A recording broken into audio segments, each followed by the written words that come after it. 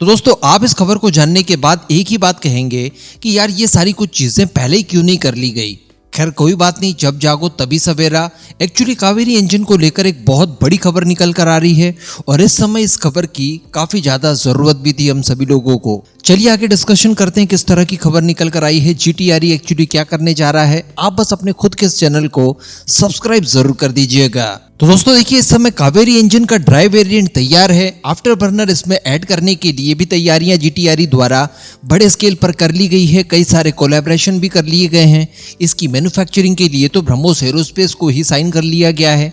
तो कहने का मतलब आने वाले कुछ ही समय में जल्द से जल्द आज की परिस्थितियों के हिसाब से हमारा पुराना कावेरी इंजन तैयार हो जाएगा। अब इसके बाद जीटीआरई का पूरा फोकस है इसकी सारी टेस्टिंग वगैरह कंप्लीट करके इसके सर्टिफिकेशन कंप्लीट करवा लेना।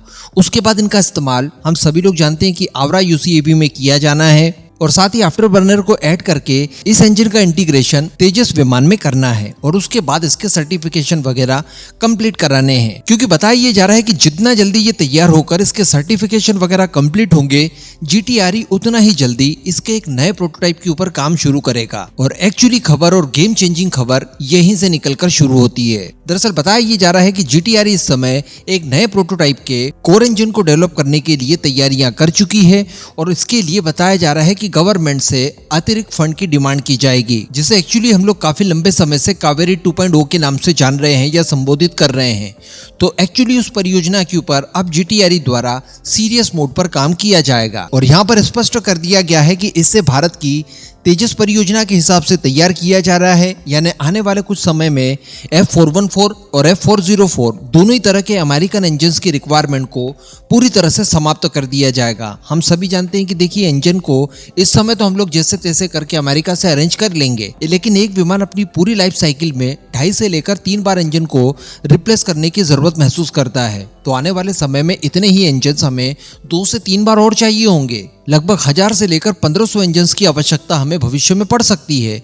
तब क्या अमेरिका वाकई में हमारे को ये इंजन प्रोवाइड करवा पाएगा? क्या अमेरिका के साथ रिलेशनशिप तब तक अच्छे रह पाएंगे? तो ऐसी परिस्थिति से बचने के लिए भारत की खुद की व्यवस्था होनी चाहिए और इसी के लिए काम शुरू किया जा रहा है। इसके लिए डेडलाइन तय की है वर्ष 2030। यानी अभी का कावेरी इंजन तैयार तो हो ही गया है, लेकिन जो नया कावेरी इंजन तैयार करने के लिए कवायद शुरू की जा रही है, इसे हर हाल में 2030 तक हमें तैयार करना ही होगा। अब इसके कुछ स्पेसिफिकेशन जान लीजिए। तो बताया ये जा रहा है कि हमारा लक्ष्य इस समय ये है कि जो मौजूदा हमारे पास कावेरी इंजन है, जो कि इस समय आफ्टर बर्नर ऐड कर देने के बाद 73 से लेकर 75 किलो न्यूटन थ्रस्ट तक हमें देने में सक्षम होगा। इसे 80 किलो न्यूटन तक पहुंचाया जाए सबसे पहले, जो कि तेजस मार्क 1 की आवश्यकता को फुलफिल कर पाएगा। लेकिन जो कावेरी 2.0 होगा उसको जब तैयार किया जाएगा तो उसके लिए पैरामीटर्स अलग रखे गए हैं।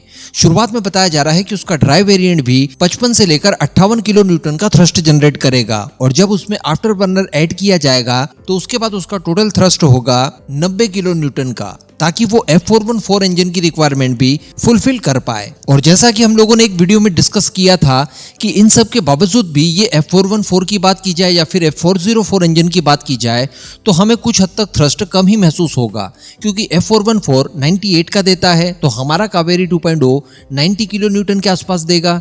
F404 की बात की जाए तो वो 84 किलो न्यूटन देता है। कावेरी इंजन की बात की जाए तो वो 80 किलो न्यूटन देगा।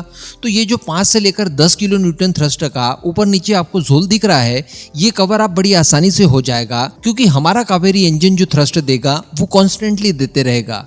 यानी जितना बताया जा रहा है उतना ही थ्रस्ट वो देगा, क्योंकि उसे भारत के ही मौसम के हिसाब से अनुकूलित किया गया है। जबकि अमेरिकन इंजन जो है वो अमेरिका के वातावरण के हिसाब से बना है और जब भारत में उसे ऑपरेट किया जाता है, यहाँ पर जब क्लाइमेट चेंज होता है तो वो अपना थ्रस्ट कुछ हद तक रिड्यूस कर देता है। तो इस वजह से हमें उतना थ्रस्ट नहीं मिलता जितना कि जनरल इलेक्ट्रिक इन इंजन को लेकर दावा करती है। तो ऑलमोस्ट इनके बराबर हम लोग पहुंच जाएंगे, तो इनकी रिक्वायरमेंट हमारे लिए नहीं रह जाएगी। इसके अलावा जो एडवांस मटेरियल हम लोग इस्तेमाल कर रहे हैं अब कावेरी इंजन में, तो जो इसके वेट को लेकर इश्यू आ रहा था कि ये अपने थ्रस्ट की तुलना में वेट ज्यादा रखता है, तो वो वेट भी अपने आप रिड्यूस हो जाएगा। हाईटेक मेट्रोलॉजी के ऊपर भी हम लोग काम कर रहे हैं।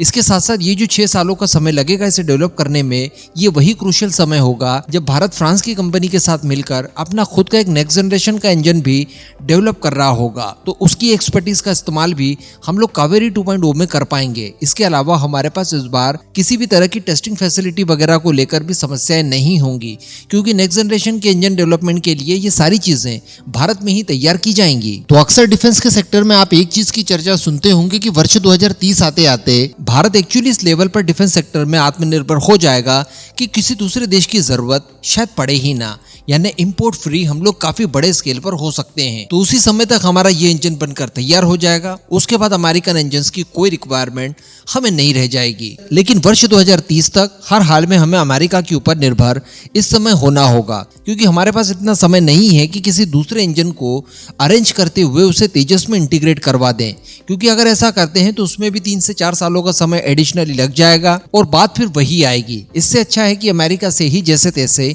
इन इंजन का अरेंजमेंट करवा लिया जाए। इस पूरे मुद्दे पर अब आपका क्या मानना है, नीचे कमेंट करके जरूर बताइएगा।